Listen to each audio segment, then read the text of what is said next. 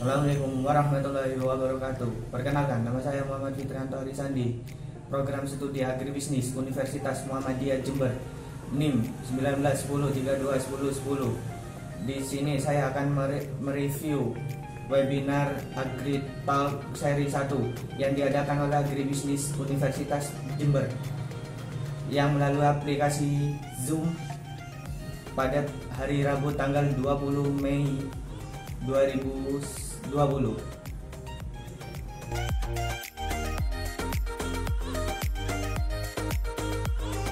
Baik, dalam webinar AgriTalks 1 yang bertema pembangunan pertanian era new normal, menjaga eksistensi untuk kesejahteraan petani dan konsumen, terdapat 4 pembicara. Yang pertama, Insinyur Hadi Sulistyo MM selaku Kepala Dinas Pertanian Provinsi Jawa Timur, yang membicarakan topik kebijakan pertanian terkait eksistensi kesejahteraan pelaku sektor pertanian.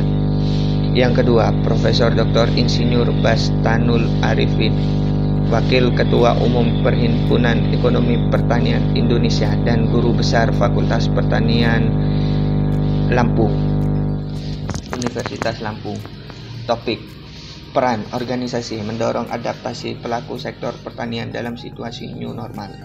3. Endang Rahmah Hakim, Community Relation Tani Hub. Topik: strategi pendidikan dalam hubungkan petani dan konsumen komoditas pertanian di era new normal. Yang keempat adalah Dr. Evita Solihahani, Wakil Dekan Bidang Akademik Fakultas Pertanian Universitas Jember. Topik: strategi pendidikan pertanian dalam era new normal.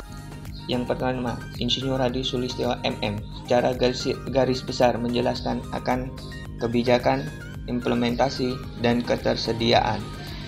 1. Kebijakan tersebut dibuat oleh pemerintah untuk memperbaiki di saat pandemi dan pasca pandemi COVID-19 pada bidang pertanian. Yang kedua, implementasi tersebut diterapkan kepada petani untuk mendukung dan mengembangkan perekonomian petani di saat pandemi atau pasca pandemi COVID-19. Yang ketiga, ketersediaan akan kebutuhan pangan dibutuhkan untuk memastikan kebutuhan pokok tetap tersedia dan harga pokok stabil di tengah pandemi COVID-19, terutama pada kebutuhan pokok karena Jawa Timur termasuk lumbung pangan nasional. Berikut perkiraan ketersediaan dan kebutuhan pangan pokok nasional periode April sampai dengan Mei 2020.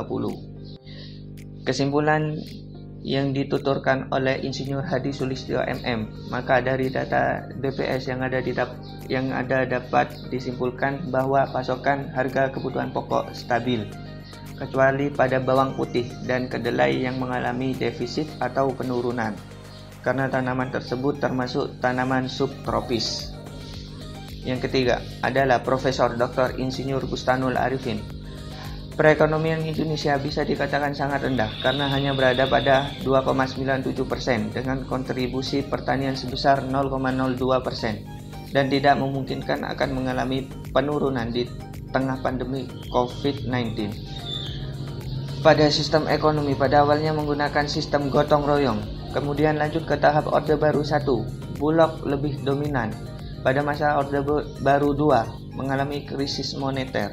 Dilanjut dengan masa transisi di mana terjadi penurunan harga kebutuhan lalu memasuki era modern dengan terjadi era revolusi digital 4.0 pada saat pandemi COVID-19. Pertumbuhan ekonomi pertanian tidak meningkat dan menurun ke arah minus yang dapat mengakibatkan terjadinya krisis pangan. Hal tersebut didukung oleh pertumbuhan sektor pertanian pada tahun 2020 mengalami penurunan ke arah minus. Data BPS 5 Mei 2020. Berikut kinerja pertumbuhan sektor pertanian menurut Profesor Dr. Insinyur Bustanul Arifin. Kesimpulan dari Profesor Dr. Insinyur Bustanul Arifin, maka solusi pada permasalahan tersebut adalah dengan memanfaatkan teknologi seperti penggunaan e-commerce untuk meningkatkan perekonomian pada sektor pertanian, juga untuk mengatasi pandemi COVID-19. Yang ketiga adalah Endang Rahmah Hakim.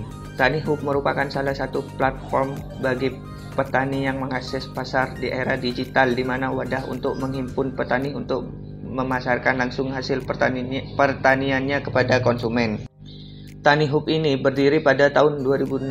Di latar belakangi berdirinya adalah keterbatasan market, petani kecil, usia rentan yang menyulitkan akan riwayat kredit pada lembaga perbankan untuk mengembangkan pertaniannya, sehingga mereka meminjam kepada lembaga non-formal yang akan menyulitkan finansial mereka.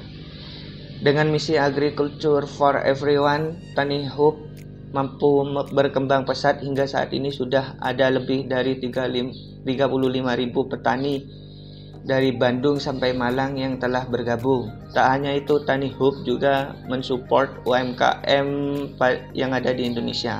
Berikut adalah kinerja dari Tani Hub. Yang pertama adalah trade procurement, di mana petani mengumpulkan hasil pertaniannya tersebut. Yang kedua, warehouse, di mana petani akan mengirim ke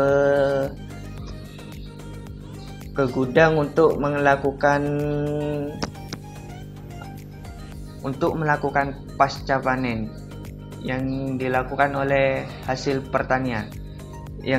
Untuk didistribusikan kepada konsumen. Yang ketiga adalah distribution.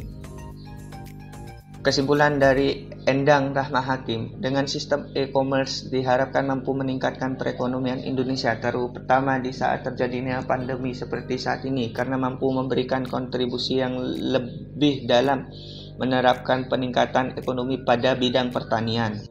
Yang keempat, Dr. Evista Solihahani, Indonesia siap dengan the new normal di saat pandemi COVID-19 terjadi. Hal ini menyebabkan terjadinya perbedaan kejadian yang biasa dilakukan, salah satunya di bidang pendidikan.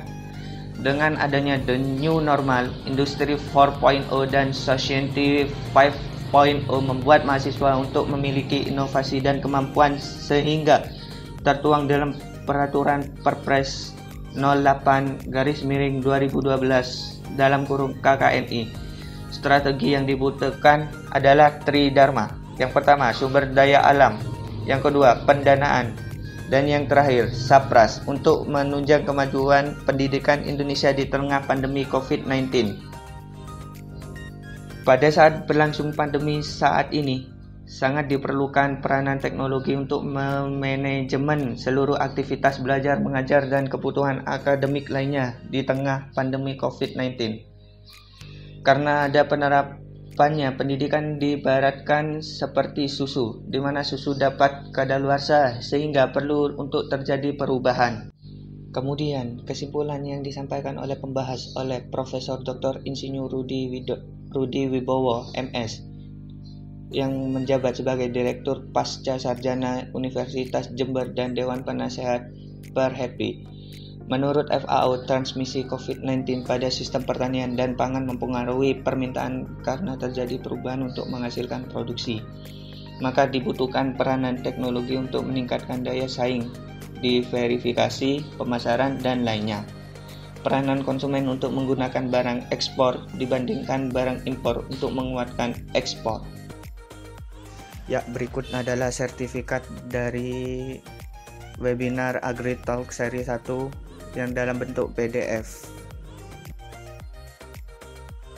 Sekian dari saya, kurang lebihnya mohon maaf. Billahi taufiq wal hidayah. Assalamualaikum warahmatullahi wabarakatuh.